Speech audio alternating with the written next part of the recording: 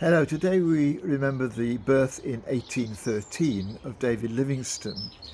He was a missionary in Africa, of course, and opened up huge areas of the continent that hadn't previously been explored. He was sent out by the Missionary Society, but his motivation was not only to spread the gospel. He hoped that by opening up the centre of Africa to trade routes and to greater contact with the Western world, he would be striking a blow against slavery, because the abolition of slavery was almost more important to him than anything else.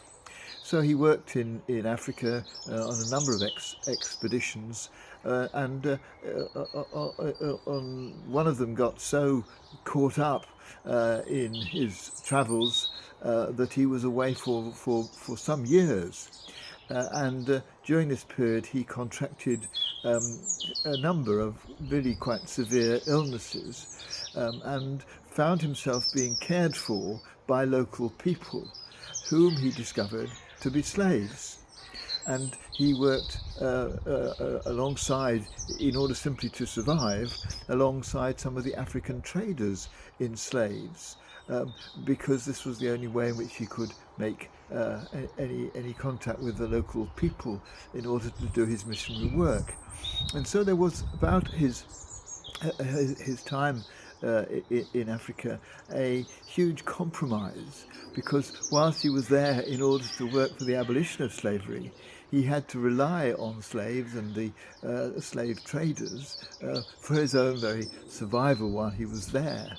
And it struck me that this sort of compromise is something which we're all probably very familiar with, in a much less significant degree. Uh, Whether it's simply thinking about our financial situation, where we put our savings. We don't know what the money that we have invested in a bank or in a building society or whatever, we don't know what that's being used for. Or whether it's the way we vote. We cannot always vote for the perfect policies, the ones that we really want, because often there are ones that we don't agree with alongside the ones that we do. So how do we decide how to vote? Or maybe there's a friend that we've got that we want to support, but we don't entirely approve of everything they're doing. But do we therefore cut off contact with them, or how do we handle that compromise?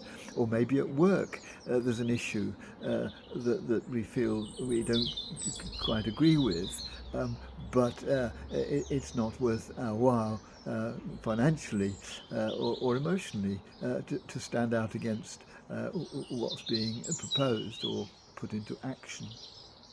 I mean, you'll have your own experiences of the ways in which we have to live with one compromise after another in order to simply get through life.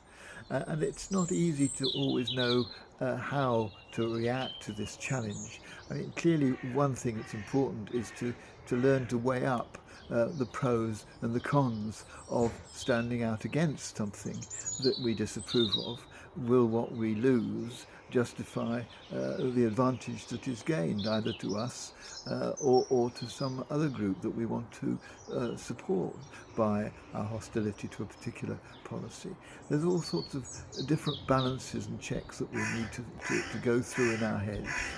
But today I just wanted to acknowledge that this was part of life, that none of us live a life that is entirely how we want it to be, that is entirely free of anything that we disagree with, because we're caught up in a human society which is a whole mixture of good things and bad things, and we're just part of that, like everybody else. And like David Livingstone, we just have to get on with it and make the best of it we can, and hope that out of the honesty that we try and show, some good can come, even though at the end of the day we feel that our life has to be a series of compromises.